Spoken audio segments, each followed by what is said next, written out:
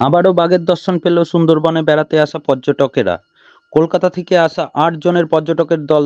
তারা সজনেখালি থেকে বৈধ পাস নিয়ে বিক্রমাদিত্য মণ্ডলের দক্ষ গাইডে সুন্দরবনের সজনেখালি জঙ্গলে যাওয়ার পর সেখান থেকে ফেরার পথে বিশাল আকারের রয়্যাল বেঙ্গল টাইগার তারা দেখতে পায়। সাথে সাথে তা ক্যামেরাবন্দিও করেন তারা। আর এমনই এক বিশাল আকারের রয়্যাল বেঙ্গল টাইগার সুন্দরবনে বাঘ ক্যামেরাবন্দি হওয়ার যেমন পর্যটকদের মনে খুশি এনে দেয়, তেমনই পর্যটন ব্যবসার সাথে যুক্ত থাকা গাইডরা ভীষণ খুশি। বিশেষ করে বারে বারে বাঘের দর্শন মেলায় পর্যটকদের ঢল নামছে সুন্দরবনে, তেমনি পর্যটন ব্যবসার সঙ্গে যুক্ত মানুষদের রুজি রোজগারও বাড়ছে।